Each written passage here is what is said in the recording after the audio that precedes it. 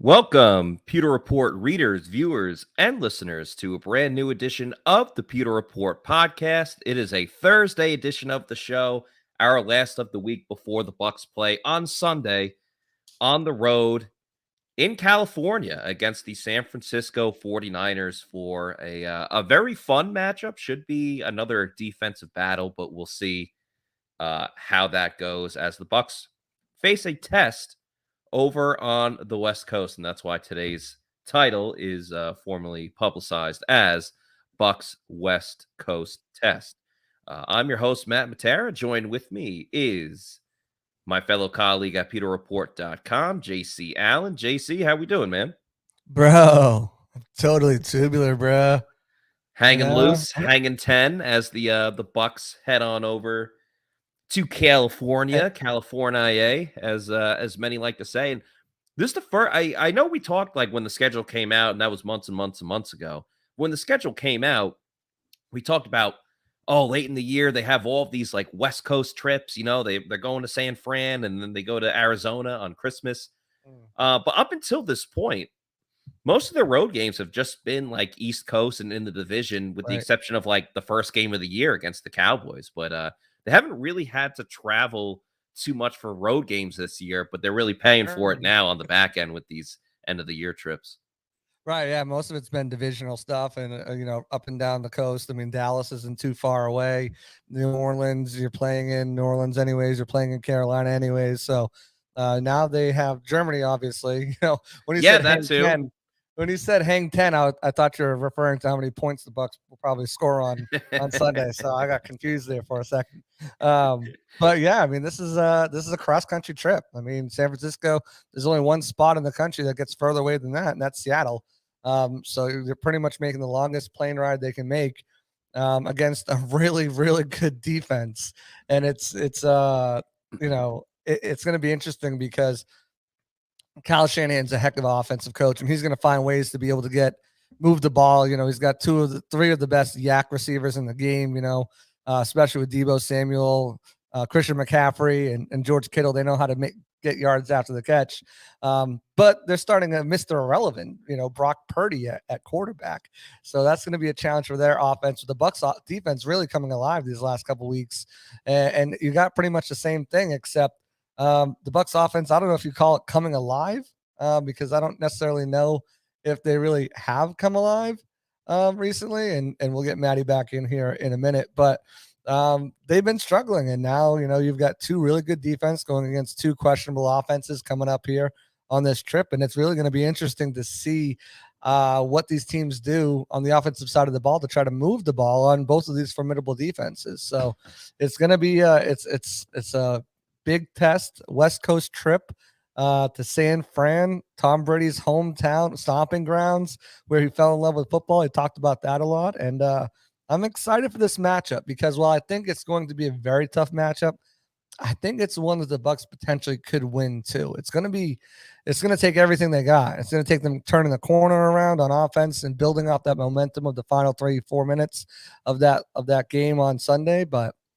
I saw a spark in Brady I haven't seen all season, and let's see. I know he wants this one bad too. Let's see if they can pull it out. They've got a lot of tests though.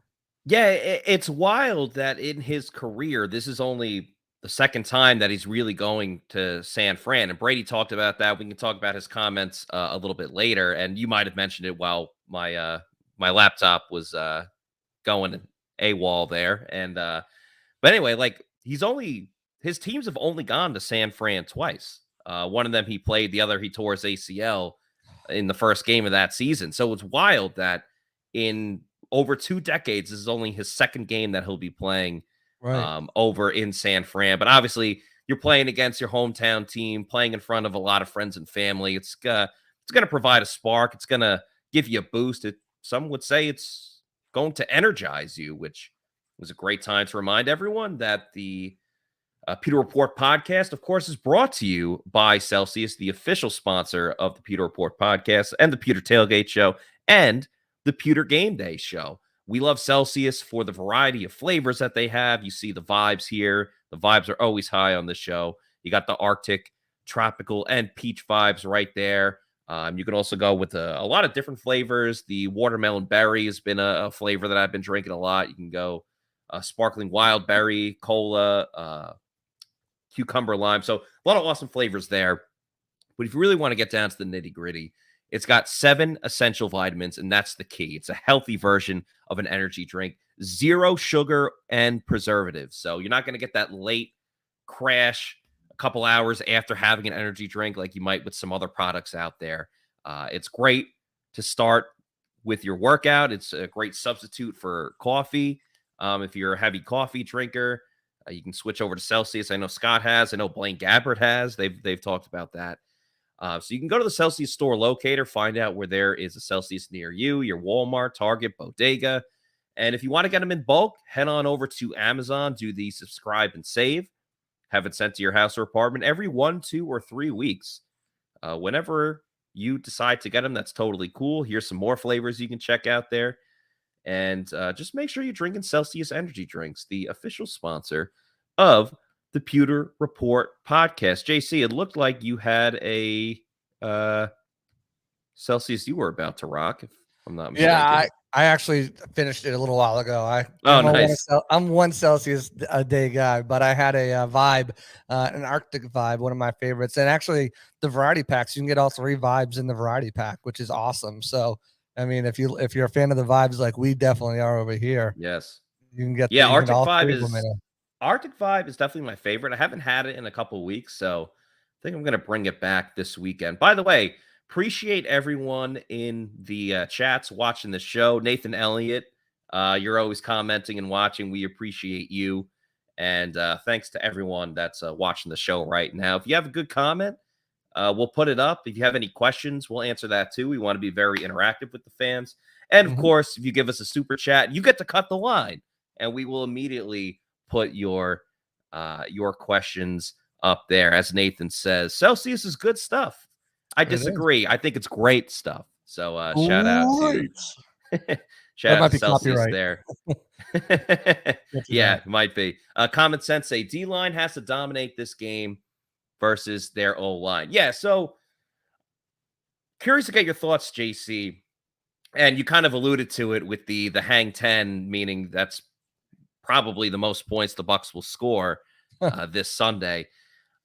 I truly think it's going to have to take another, not that it was a defensive masterpiece by the Bucs on Monday against the Saints, but just another game where the defense has to lead the way, has to hold their own, has to keep the Bucs in the game in order for the offense to get it together later in the game. And Jake Camarda is going to be a guy that's going to be utilized often, whether we like it or not. And it really could just come down to a turnover or two that ends up deciding who wins this game. But obviously the defensive line would have to play a factor into that. How do you look at this defensive matchup for the Bucs, attacking an extremely talented group, but with a rookie quarterback as well?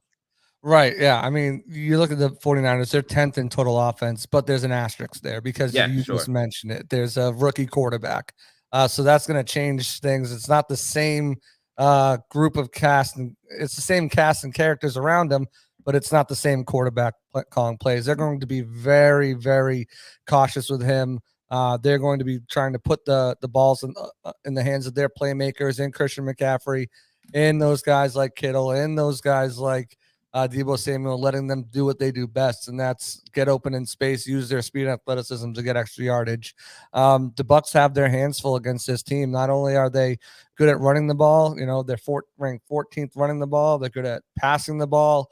They're good at preventing sacks. They're right up there with the Bucs with only 23 sacks allowed in the league, which is 5th.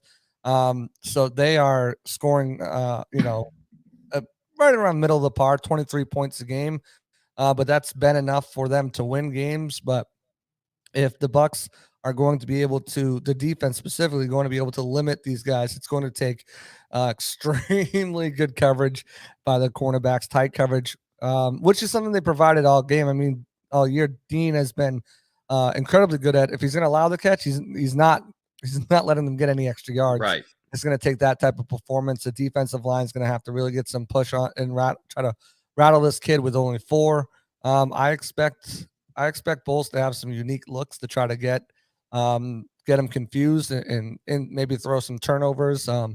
But the defense, both the offense and defense, both have their hands full with this 49ers team. Just because there's a rookie quarterback in there right now, I don't think that means it's an automatic W by any means. Just because of how creative Kyle Shanahan can be himself on the offensive side of the ball. Yeah, so I look at it in a couple of ways. We'll get to Ed's question/comment here in a moment, but I wish we could just say, oh, like the Bucs pass rush can get home and really get in the face of Brock Purdy, and that would be enough. But that's just not the case. Like I know Vita leads the team in sacks with 6.5, and yeah, he's done a good job. But if you're typically relying on your defensive tackle to be your best pass rusher, that's usually not a good recipe for success. And Joe Tryon-Shoyinka just, we keep waiting and waiting and waiting for it to be like a big moment for him, and it just hasn't come through. It's been sporadic in those moments, but we haven't seen a consistent Joe Tryon-Shoyinka. And Todd Bowles loves to blitz a lot.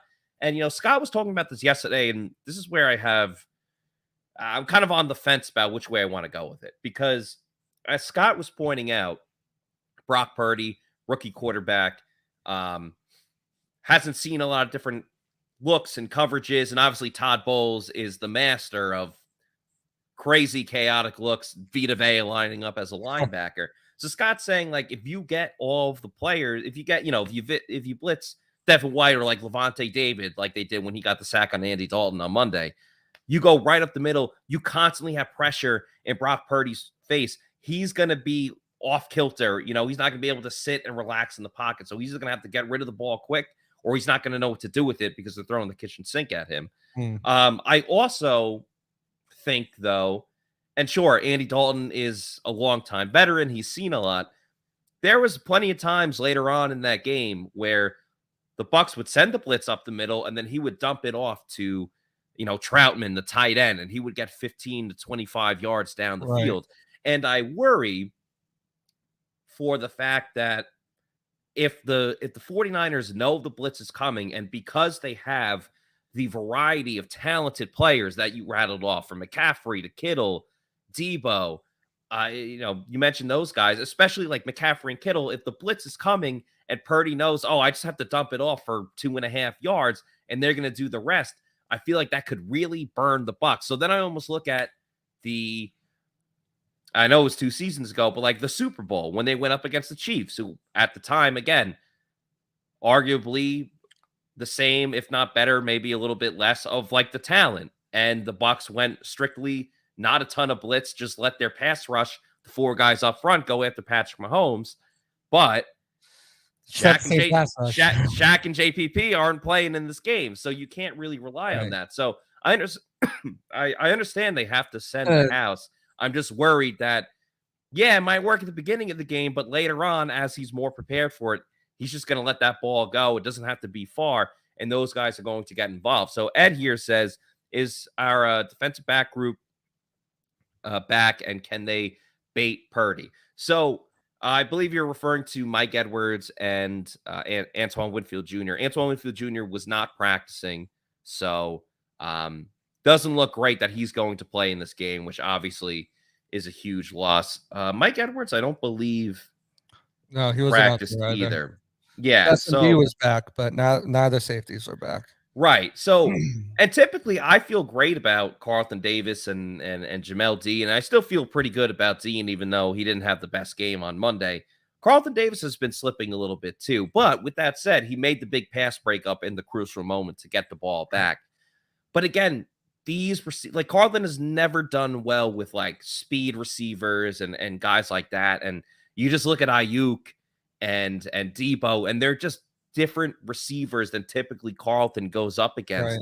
And that's what makes me really worried about that. I would love if Antoine Winfield Jr. was in this game, you put him up at the line of scrimmage and you blitz, because the Niners love to go play action and they love to do, QB bootlegs and things like that. And that's a perfect situation where if you blitz a defensive back, really doesn't matter which side, they're there much quicker and can break up the play before the quarterback can even set up. But again, it doesn't look like Antoine Winfield Jr. is going to be involved in this game.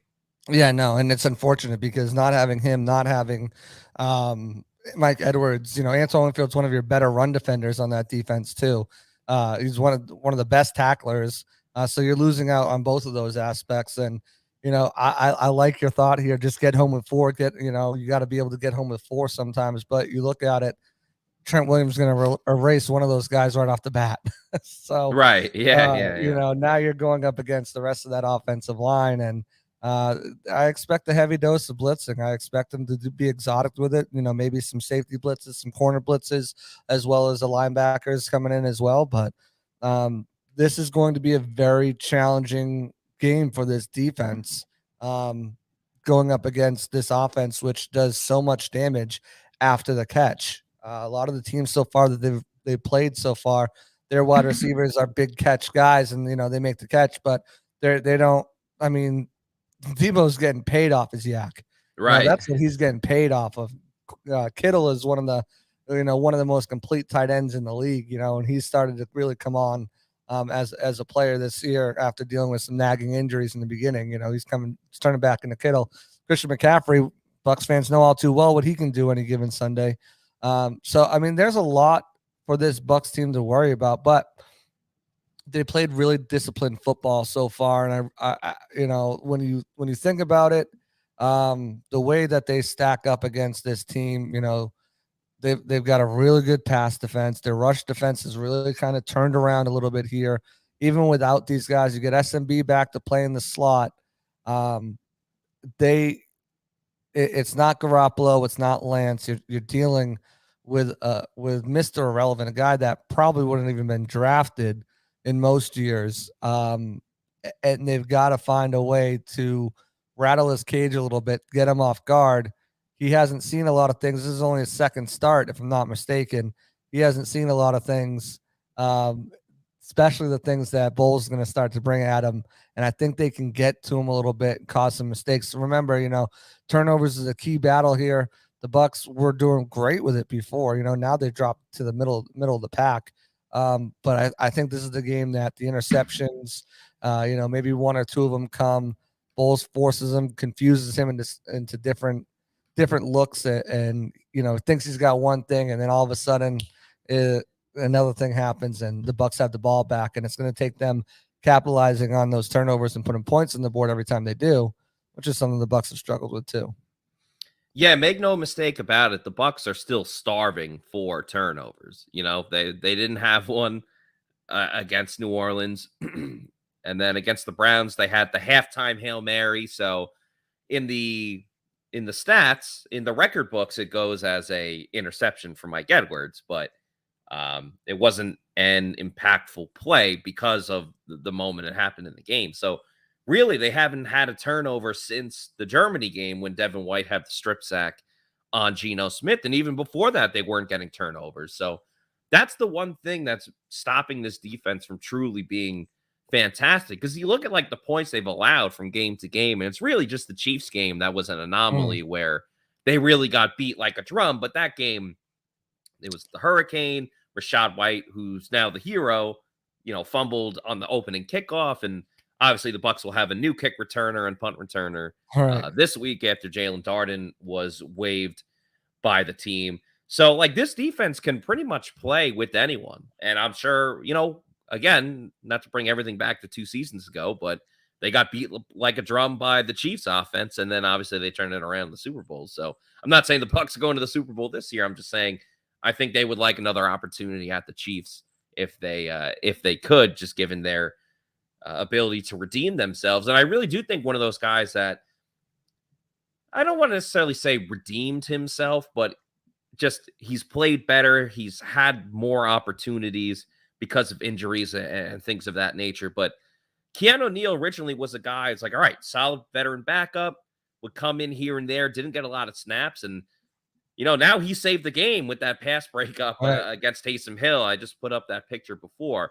So I'm hoping either him forcing a fumble or, Logan Ryan came back last week, played 100% of the snaps. So, no worry about any rust there. They threw him right back into the deep end and just ready to go. But this team has to create a turnover in the absolute most necessary way, in the worst way, because you're not going to beat the 49ers constantly moving the ball down the field. You have to steal some possessions where you're starting at midfield or in your opponent's territory, because the 49ers defense, they're the best in the league in terms of yards per game, rushing yards per game. Not that the Bucs have been able to run the ball at all, but it's one of those things like, all right, they got to get the ground game going. Well, maybe not this week, but I do have that weird feeling, because there are times where it's like, okay, this team's great at this team's terrible at that. You know the outcome, and then all of a sudden it's just like,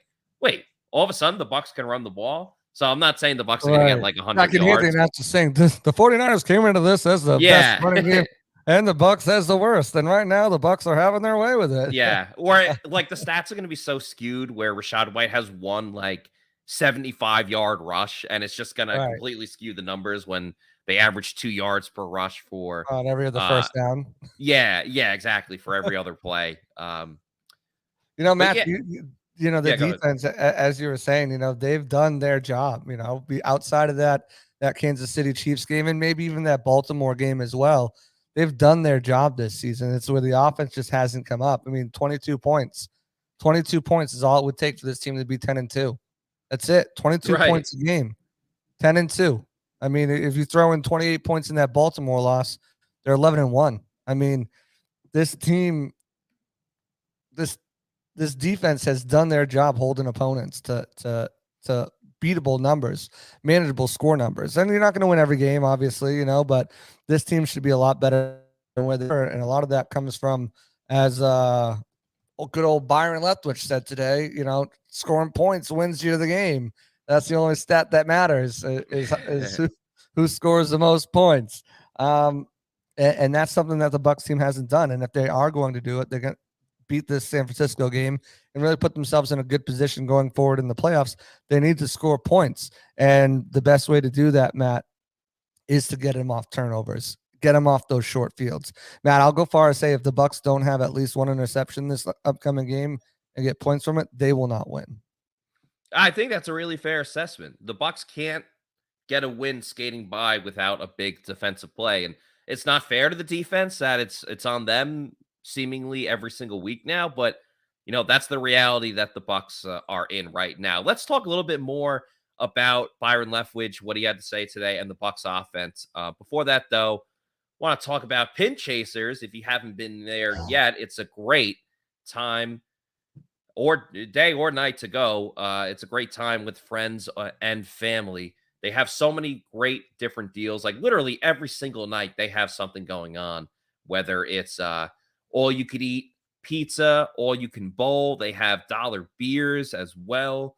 So a ton of great deals there. The food is extremely underrated, from the pizza to the chicken tendies to the nachos as well. So you can go to many different locations as well.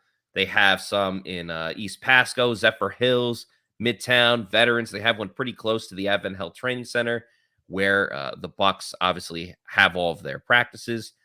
And they have brunch on the weekends, which is super awesome. Another thing you can do if you have kids, you can book your kids' birthday party there, because they obviously have the bowling lanes. They have an arcade area as well, a lot of video games, so the kids can multitask, do a little bit of both there. And if you haven't yet, the clock's ticking, obviously, but book your company or group holiday party. Obviously, the holidays are right around the corner, but Pin Chasers is a great spot to have that event, so I would definitely recommend getting on that. And go to pinchasers.net to check out what deal they have in store for you. Yeah, so definitely check out Pin Chasers. It's a lot of fun there. Yes. The tendies are bomb.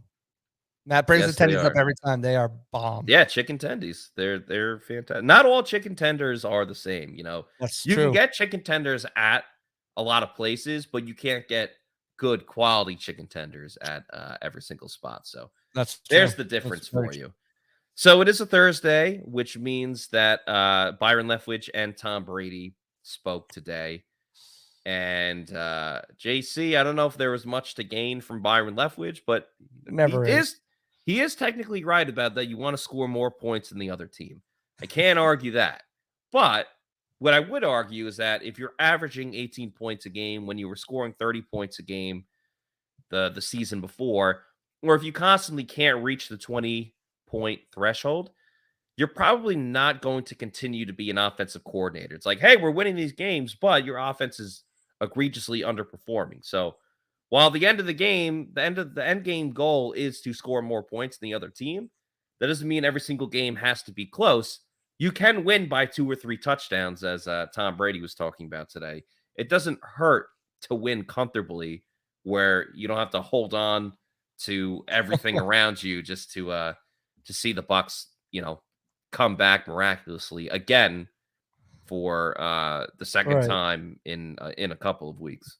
And that 18-point number is definitely skewed, Matty, too. There's some garbage touchdown points there Yeah. that thrown into that mix from that Chiefs game. So it's really probably more like 15, 14 points a game, which is, you're right, a far cry from what you did last year. And, when you look at this Bucs team, it's just it's insanity, Matt. That's the only way to sum it up. It's the same week. They're doing the same thing. There's nothing new that they're going from. They're running the ball on first down consistently without success. Then from there on, they're in second and third and long, and it's so predictable that teams know, okay, the tendencies don't change. So when teams are scheduling this, they can go back to week 1 or they can go back to last week, and it's still the same thing. They know that they're going to be able to load the box on first down, and they're going to try to run the ball, and they're going to not gain any yards. Because at this point, we can't keep making excuses and saying, well, the O-line's banged up. Well, the O-line. We can't say, oh, well, the running backs. Oh, well, at this point, it's gone beyond the players not executing. It's gone beyond that. It's gone to the point where teams know what you're going to do. You're going to run it on first down. You're in second and third and long on second and third down. And now you're passing the ball. You can play off coverage a little bit because we know you're probably not going to run it. And if you do, we'll see what happens there. But we can send more players too as well and get the pressure on Tom, whether it be up the middle or on the edges. And we can force you to, most likely punt the ball. And that's what we're continuing to see. It's the same thing over and over and over again, to the point where players are frustrated, coaches are frustrated, fans are frustrated, media is frustrated, because there's only so many questions you can ask these guys, whether it be Todd, whether it be Byron, whether it be Brady, whether it be the players. What are we doing to rectify this? This is a very talented offense, from the wide receivers to the tight ends to the offensive line, even still to the quarterback of all players to the running backs. This is a very talented team. The fact that they are failing to score points, failing to sustain drives, failing to convert third downs, and they did a little bit better last week. 53% of the third downs they converted, is just mind-boggling. And it's because of the lack of ingenuity, creativity, lack of resources that they have that do work, such as no huddle, hurry up, play action, motion, you name it. The things that do work, they don't utilize them to their best advantages for them to sustain drives and put points on the board. I don't get it. It feels ignorant, right? It's like, what the issues are and you don't change it at all. Like, that's just straight ignorance, of not going against it. And I think we're all in agreement. We want to see the Bucs go more up tempo. I don't think that means every single drive you go up tempo. Yeah. Well, I thought Tom Brady brought up a good point, because he equated it to, like, it's kind of like on defense, blitzing every single play. And he's like, yeah, blitzing is great, but if you do it every single play, the other team will be prepared for it. They know it's coming, and they can adjust from there. So I'm in agreement. They have to go more up tempo. But I also agree, it's like, okay, if you get, for argument's sake, let's just say you get 5 possessions in a half. You don't have to go up tempo for all 5 of them or all 6 of them, maybe go half of it, or, 1 per quarter, twice per quarter, when you're not in those hurry up situations to begin with. And the fact that throw they it in the middle of drives, it, Matt, just throw it in the middle of drives. Exactly. Yeah. And I'm with you. It's like, the offensive line being injured is not an excuse anymore. It's not an excuse for how bad the running game has been. I do think it's had an impact on just Brady wanting to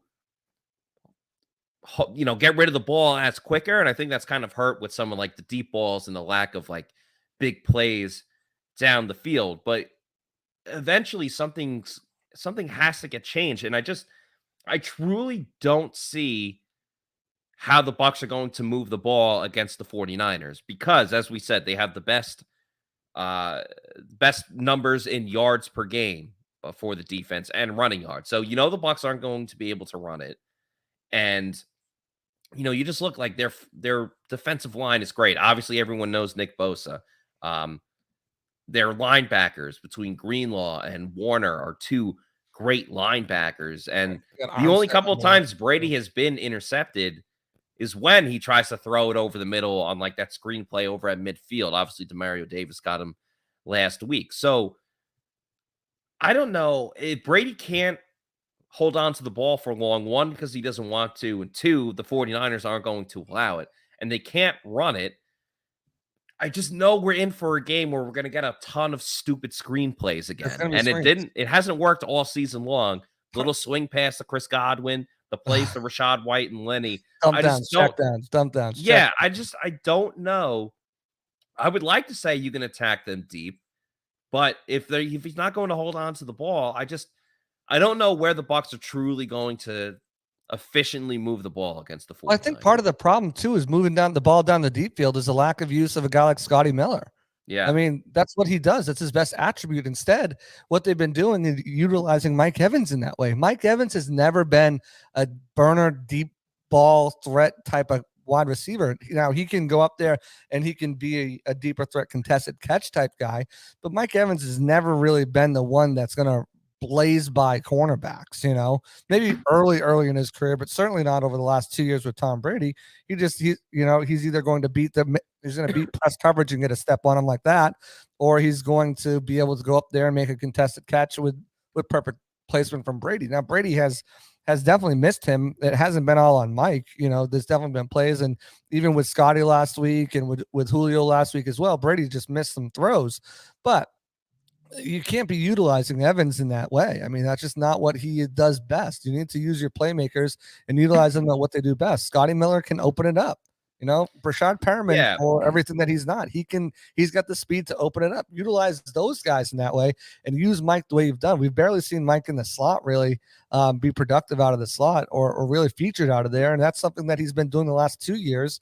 And he's been really good at it and been able to move the change and pick up yardage. I like the way that Mike, when they finally started throwing him the ball Monday night, obviously early in the game, it was like, where's Mike Evans? Why aren't they throwing almost the entire half? When they finally got Mike involved, I think like that's how he's best utilized. Like 15, 20 yards down the field, can go up and get it.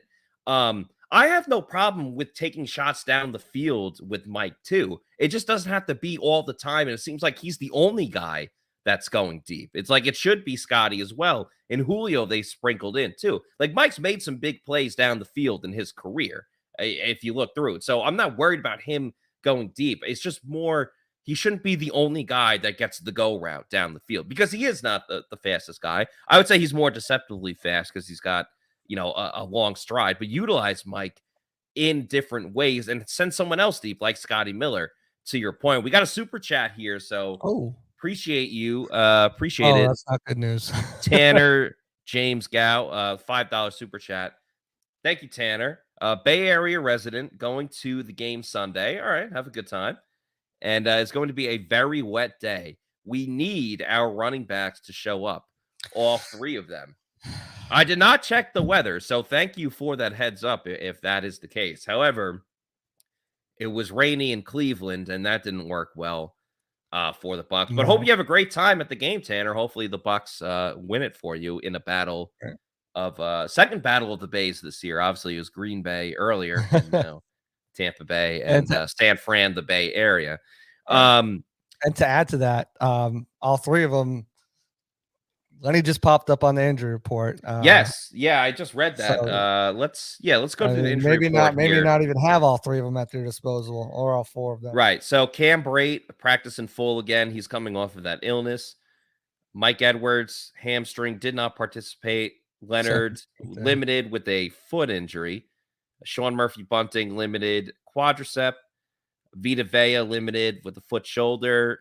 Antoine Winfield Jr. did not participate with that ankle, and Tristan Wirfs, not that we expected him to, but he did not participate either with the ankle and knee injury. The running backs have been a huge part of the offense. I mean, obviously, like Rachaad White scored the game-winning touchdown last week. Leonard Fournette was much better on the ground. So I'm with you. If it's a rainy day there, Tanner, definitely get Rachaad White involved. Have Leonard Fournette do his thing. It's just Leonard can do great things on this team, but they have to use him the right way. A screen pass on 3rd and goal should not be going to Leonard Fournette. If you want to give it to Rachaad White there, fine. But there was 2 times in that game on Monday, and I don't totally blame Leonard, but it was a play that took a little more time, whether it was the screen or he was running to the outside and the defender caught him and just got him by the foot or the ankle and was able to get him for a stop. Where Rachaad White is quicker, he's more elusive. He probably gets up the field. So I just think the play design for Leonard should be a little bit better. I like him being implemented in the offense. I think we're all in agreement. We want Rachaad White getting more of those snaps than Leonard Fournette. But on a rainy day, you're going to need both of them without question. Keyshawn Vaughn, it is what it is. I'm fine if he doesn't get any snaps. If you want to sprinkle him in with like 5 to 10, that's okay too. But I think it's really going to be a two-headed show with Rachaad White and Leonard Fournette. Right. Yeah, I think so too. I mean, I don't think Gio's going to get many snaps or Keyshawn Vaughn, depending on Leonard's health and how he progresses. I know he's still dealing with that hip. I mean, after the game, it was definitely something that was bothering him on Monday. You could just tell when he came off the field. And now he's dealing with a foot injury to go with it. So if he can go out there, I expect it to be the both of them again. But you're right. I mean, looking at Leonard Fournette, there was a play, I think it was on the first drive where he caught the ball and was running outside, and instead of going out of bounds, he was trying to fight for more yardage, and then he tried to go out of bounds, but he couldn't get out of bounds. I'm like, oh my goodness, what are we doing? You're running clock time. But I mean, I don't care. Leonard Fournette, Rachaad White, Giovanni Bernard, Keyshawn Vaughn, heck, bring Mike Allstott back out of retirement, bring in Warwick Dunn, whoever, Cadillac Williams in his prime. They're going to struggle running against this defense. It's just been that good. The 49ers defense has been just one of the best in the league this year, only allowing 75 yards per game. That's more than the Bucs have averaged a game, and the Bucs are still in last place. I mean, they've just been lights out in that regard. Fred Warner is one of the best linebackers, if not the best inside linebacker in the game right now.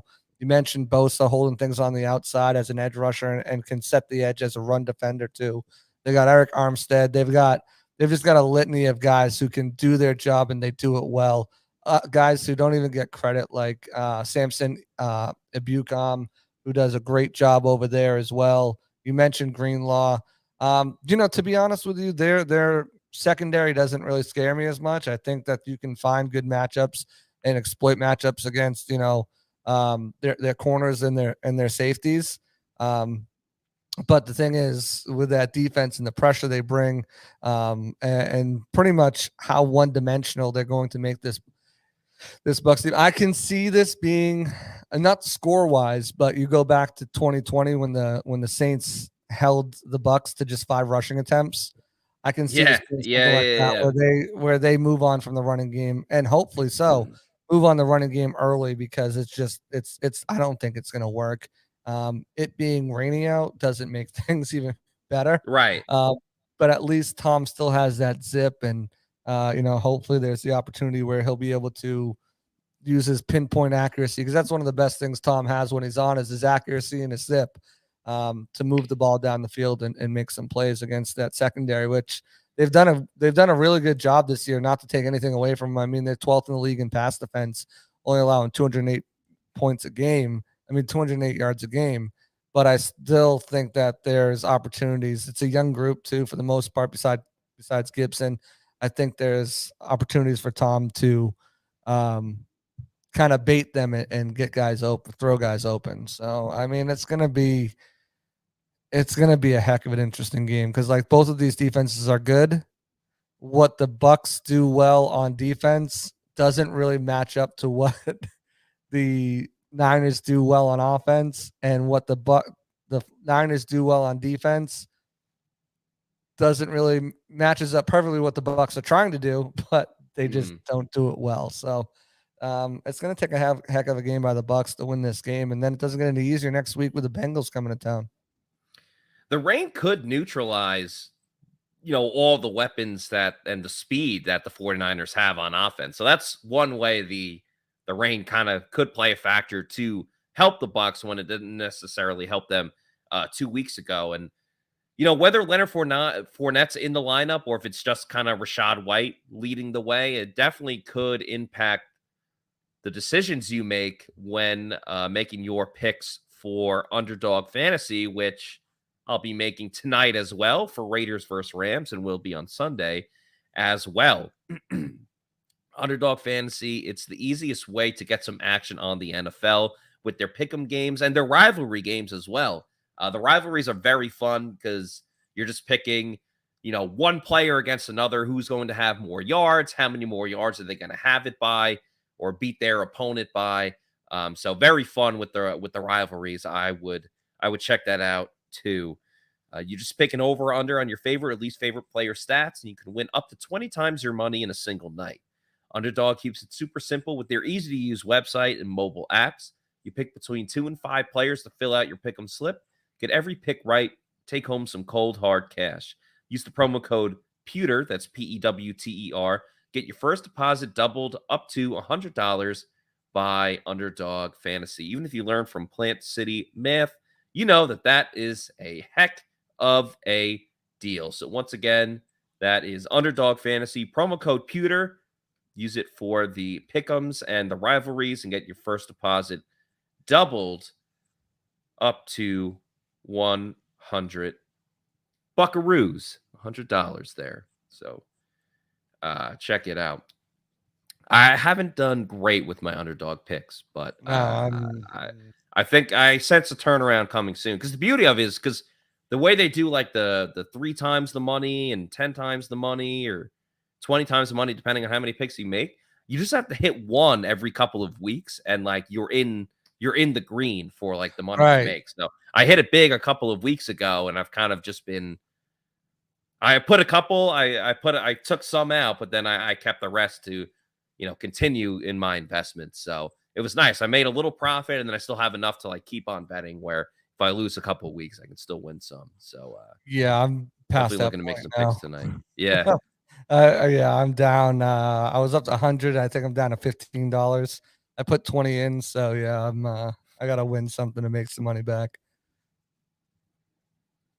I go big though, you know that. I'm trying. Yeah, you do. You do always. That's the problem. Is like, I'm not saying you specifically, but I don't you want go with 4 or 5 picks, picks, and it's like, all right, like you hit 3 of them, but I mean that's the other side of it. Right. When if I would have stacked those 3, I would have probably been up to like $200 right now. But instead, I try to go big for the hundo spot, and I keep yeah.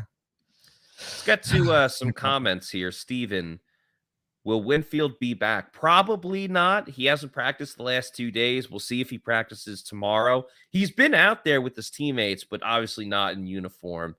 A high ankle sprain is one of those tough injuries to come back from. They say it's kind of similar to the touch and go of a hamstring injury, where it's not just like a broken bone where it's like, all right, you'll be ready in 3 weeks or whatever it is.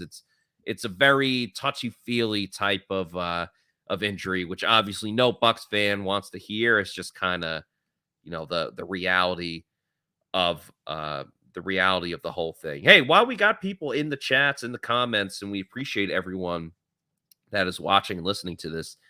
Maybe this is the first time you're watching our show. If so, welcome and thanks for watching. Or, if you've been a fan of Pewter Report for a while, make sure you follow us on our social media. We are at Pewter Report on our Twitter, Instagram, and Facebook. And if you like what we got going on our YouTube channel with our podcast and various clips, give us a follow and subscribe over on our YouTube at Pewter Report TV. We'd really love to make it to 10,000 subscribers by the end of the season. We are closing in on 8,000, and we'd appreciate the love and support if you guys can do that. We love all of our fans, the Pewter people. If you enjoy our content, hit that like button. And again, when you subscribe, it's absolutely free. It's no strenuous thing that you got to do. You just click the button and it gives you a heads up of whenever we go live or whenever we put out a new video. It just lets you know. So if you could do that, do us a little favor there. We would really appreciate that because we appreciate you, the Pewter people, for all that you do. Brian says, talking out Winfield, that guy's got to stop tackling head first. Well, I don't know about that because what is he going to do at that point? Common sense say Winfield low key an injury prone player, had some injuries last season too. No, he did have a concussion last year. He had some injury concerns in the draft, and I think that's why he slid to the second round. He's had some concussion issues, obviously, which is very scary, but he's a heat-seeking missile, when he plays. He goes all out, so that's just kind of the nature of the beast sometimes. Yeah, I mean, his rookie year, he missed the NFC Championship game. He did. Last year, he missed some time with concussion. This year, he missed some time with concussion. And also now with the ankle. I think he had another injury maybe last year as well, too, I want to say. So, I mean, I don't know if you label him injury-prone yet. Certainly not at a Derwin James level, but yeah, injuries have piled up a little bit. So, if you miss a game or two, I wouldn't necessarily call that injury prone. It's like when you're out for a long time. Unfortunately, he's kind of getting to that point this season, but it's two separate injuries. Right, but it's been every year he's dealt with something. So I think if he needs a healthy season, a fully healthy season next year. Can't miss more than 2 games next year, and then maybe that injury prone, not like injury prone, like he's a bust injury prone. Because he still should be considered for the All-Pro, even missing that as many games as he has. He's just been that impactful when he's on the field. But I think you can start to dabble with that injury-prone, not bust injury-prone, but injury-prone. He gets hurt every year. You can expect him, pencil him in to miss at least 2 games.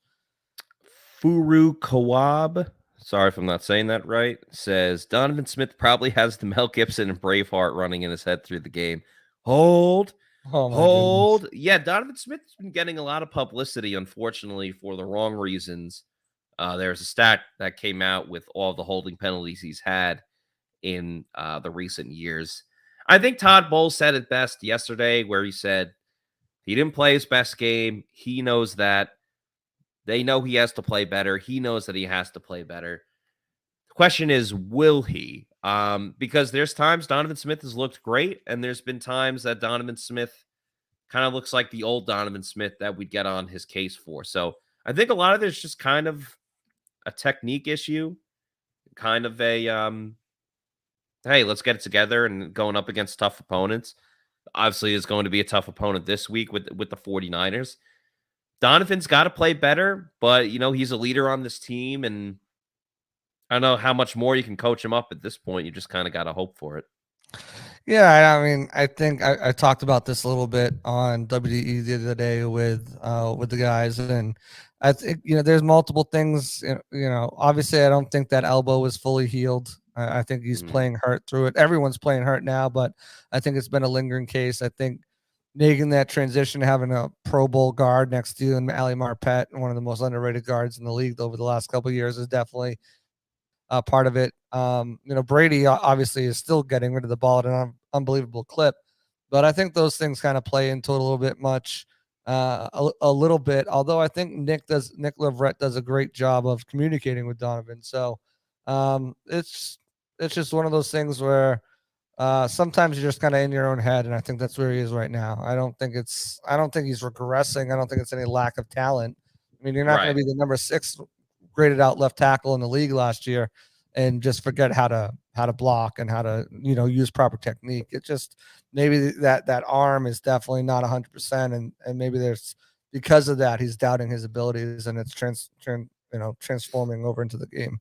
Yeah, exactly. We'll answer another question or two before we wrap up, but first let's hear a message from our friends over at the Seminole Hard Rock Casino in Tampa. Just the way you like it. Me and my wife decided we'll have some fun. I was playing a 2-cent machine. 6 bets in, I hit a jackpot. $117,000. Hi, my name is Tara, and I won over $500,000 playing slot. I do this full time, and I would not change it for the world. I'm Gloria. I won over $2 million at Seminole Hard Rock Casino. I went and bought a bunch of jewelry.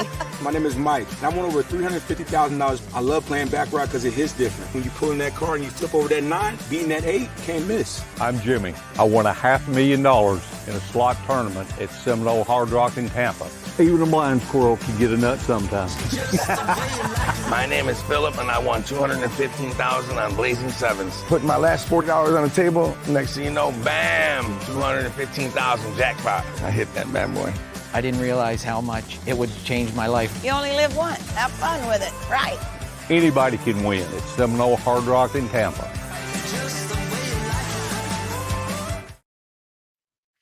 When you can win big over at the Seminole Hard Rock Casino in Tampa. Long lost Glazer is Scotty Miller kick returner and Gio Bernard punt returner. So we don't know. Some of us know what the answer is going to be. I'll just say they are auditioning, and there will be an answer that everyone will find out on Saturday. So stay tuned for that. I'm not going to give away who it is. So I did talk to Gio, and he said whatever the team needs, he's going to do it. Coincidentally enough, Gio, when he was out with that injury on IR, that injury happened on kick return. Yeah, yeah. It was he does have some kick return experience, so right. Not saying it's him, but definitely in the running. And if he's not he definitely could be a backup if something happens in the game. Let's see. Yeah, I know what one you're laughing at, JC. Can't put that up on the screen there. One last reminder for everyone. Once again, please like and subscribe to our YouTube channel. Would really appreciate that. Going to remind everyone as well, while this is the last podcast during the business week, we, of course, will have the Pewter Tailgate Show and the Pewter Game Day Show coming up this Sunday, the Celsius Pewter Report Tailgate Show presented by Age Rejuvenation. It will be live at the Walk-Ons in Wesley Chapel as we preview the Bucs and 49ers game. That starts at 2:30, and then the Pewter Game Day Show will go on at 4:25, right at kickoff, where myself and a guest give our live reactions and analysis to everything going on. We've been through some great moments. We've been through some bad moments. They're all fun in between, though, thanks to, one, my guest, and two, the everyone in the comments. So we appreciate everyone that watches, and makes it really fun, too, when you get a last-second touchdown in recent weeks like the Bucs have done. So we'll see what happens this week for that game. Of course, it'll be live at Walk-Ons. Can't recommend Walk-Ons. Make sure you go check it out. There's one in Midtown. There's one in Wesley Chapel. Awesome food, happy hour all day on Tuesdays. Check out the deals that they have going on over there. So that's going to do it for us. I do want to say show. Sure. I do want to say one thing, guys. If you're in the Tampa area or you listen to it streaming, whatever, tomorrow I'll be filling in for Aaron Jacobson on WDAE Friday the 9th. So hey, give me a listen, check it out if you want to be in there. Matt, are you talking to us tomorrow morning? Yeah, 8. Whatchamacallit? 8 like 15, 8:30. I'm usually right around then. So I'll talk to you tomorrow then. Awesome. Yeah, that's great. So there you go. Make sure you check that out. What is that? 7 to 10? 6 to 9. 6 to 9. There you go. You got to be up at like 4:30 to get there. Yeah, exactly. All right. Well, that's awesome. That's great to hear. And so tune in for that tomorrow. Tune in to Sunday when we got the game day and the tailgate show going on. So for JC, I'm Matt saying thanks everybody for watching, and hang 10, hang loose, and we will see you on Sunday for another edition of the Pewter Report podcast. Out. Later, bruh.